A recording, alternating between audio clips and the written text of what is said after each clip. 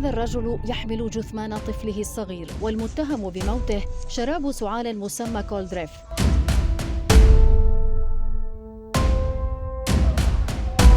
14 طفلاً على الأقل لاقوا حتفهم بعد إصابتهم بنزلات برد وسعال، والسبب الدواء ذاته بحسب ما يقوله مسؤولون في ولاية بوسط الهند.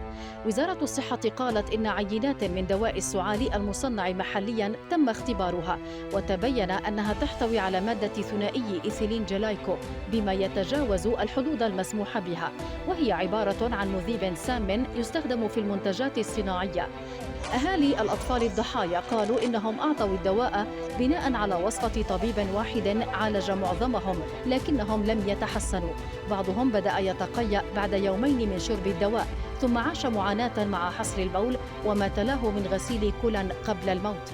الشرطة أكدت أن الطبيب المتهم قد تم اعتقاله، فيما أغلقت السلطات مستودعاً لتخزين كولدريف، لكن احتجاجات ما زالت تطالب بمحاسبة المتسببين وتعويض الأهالي.